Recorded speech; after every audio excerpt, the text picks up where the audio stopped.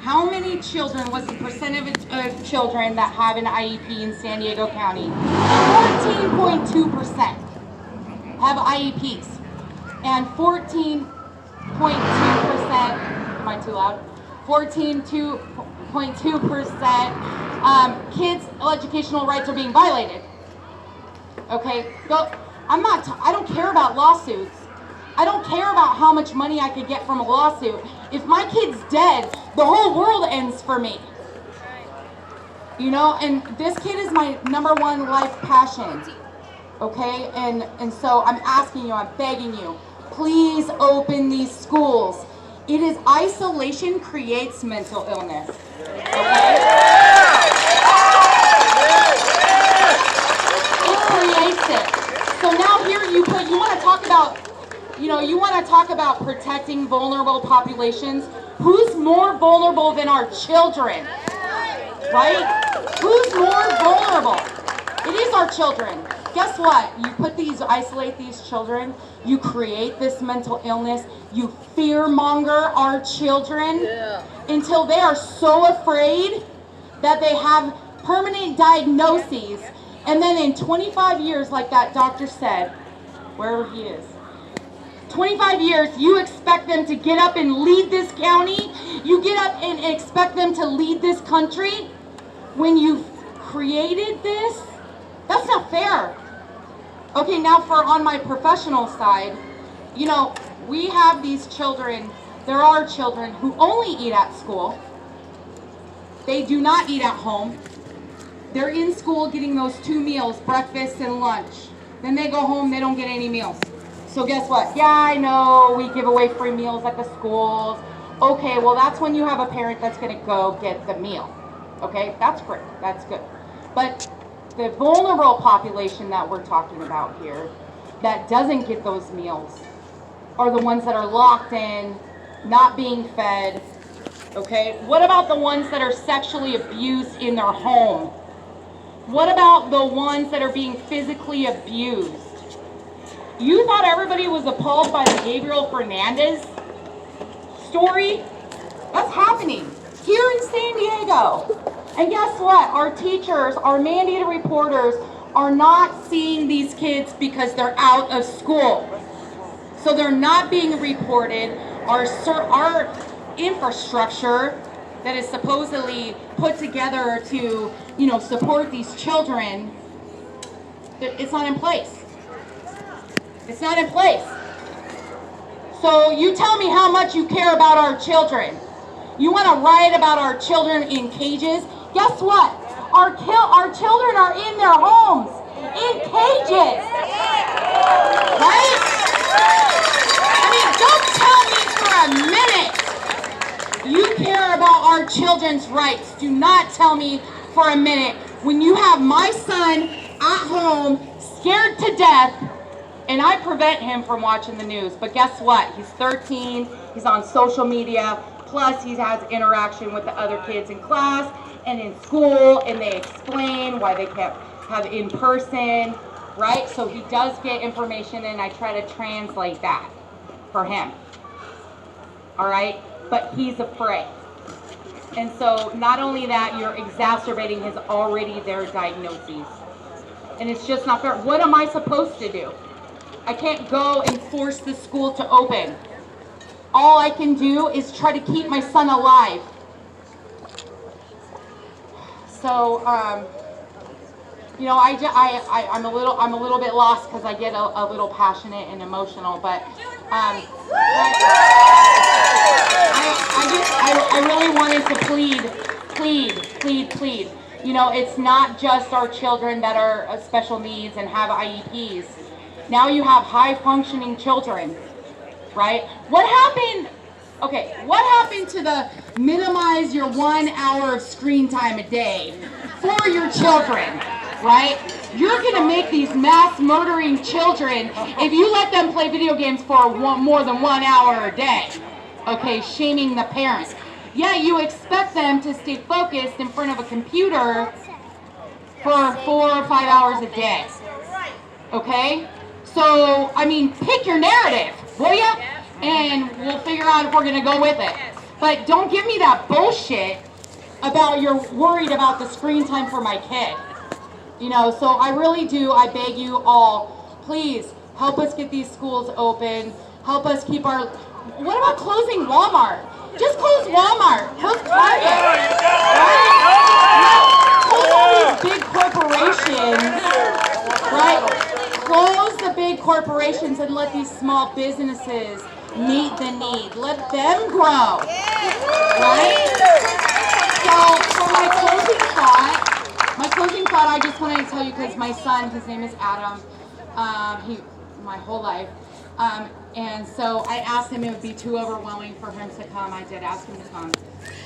He wanted to do a rap against Gavin Newsom. I don't know. I told him, no, we're not going to do that. But so I did. I asked him, I said, what is it, if there's one message I can pass off to you to tell these people, how does it feel for you to not be able to go to school? You know what he said?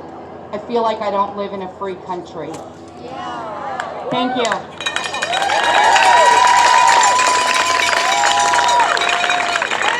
That was amazing. Thank you so much. We have 3 speakers left, and the sun is going down in beautiful San Diego. The next speaker, she's close to my heart. She's my co-conspirator and the co-organizer of this rally, Allison Hartman. Hi everybody, thank you so much for coming out. I just want to say a big thank you to Amy Reichert, because this wouldn't have happened if she wouldn't have texted me Sunday night saying, I think we're going into purple, we have to do something. So we did something. Look what we did.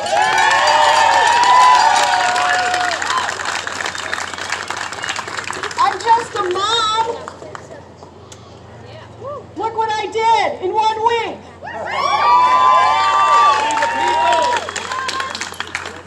So guess how powerful we are. They don't want us to know this. So I wanted to talk about a couple of things. I know that this has gone long, and you know, I don't want to keep you all out here, but a couple points. As far as I know, we still have the Constitution in this country.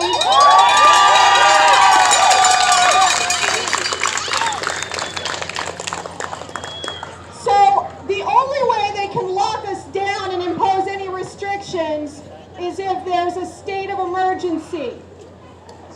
A state of emergency, as defined by the California Constitution, is roughly that our medical services are overwhelmed.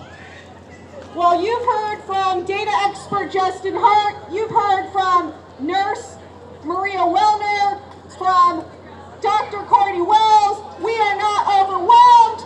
There is no state of emergency.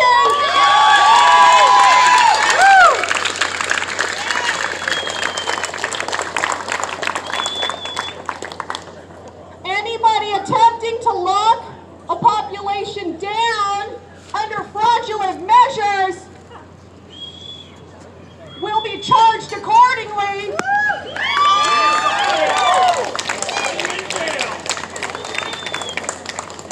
Fraud carries jail time. I demand to see where they're getting their data from.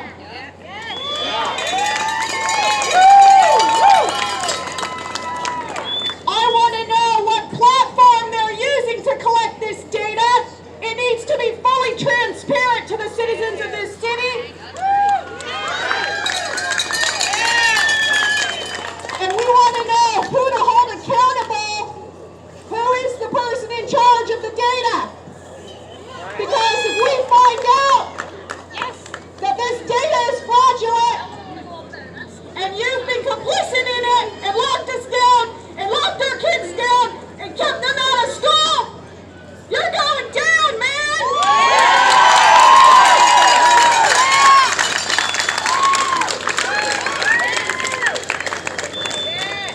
You can imagine how my kids feel when I get a little like this. They're like, Mom, you're embarrassing us. But that's okay, I said. Do you want to live in a free country or not?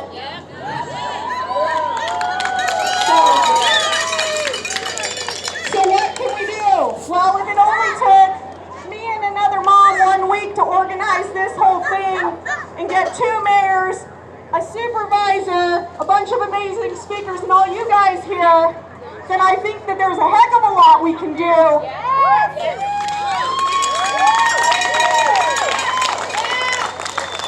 So, my group is called Reopen San Diego. We are reopensd.org.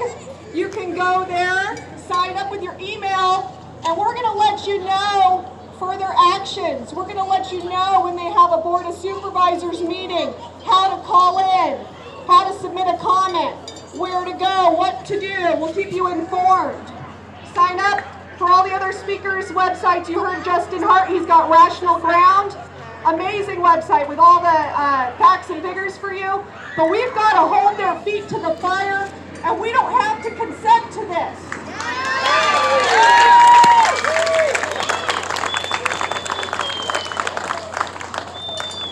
I think this might be bigger next week. We might have to do this again because I heard that they had an emergency meeting today. Emergency because there was cases. And I looked at the report, 0 deaths.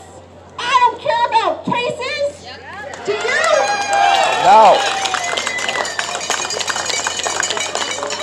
So I do care about people. Let's protect the vulnerable. If those people are at risk, they can stay home, and let's let the rest of us get about the business of this country. God bless America!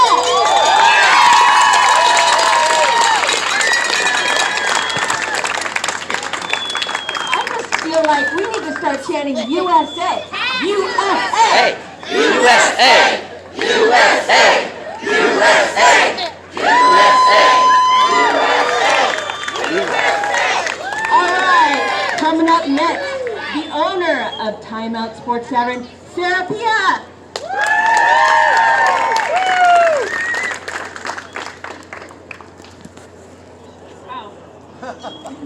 Hi everybody, I'm Sarah Piha. My husband owns Time Out Sports Tavern, so that pretty much makes me the first lady of the restaurant or something like that. I think at this point it's clear we're on the same page.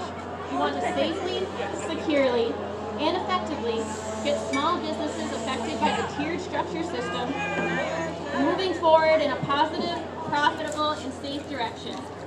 We want to work with and remain an integral part of our community. At Time Out Sports Tavern, most of our staff has been with us over 5 years. In industry world, that's a long time. My husband and I got married 3 days before the pandemic. This is not how we expected to have our honeymoon. You see, these are the people who work for us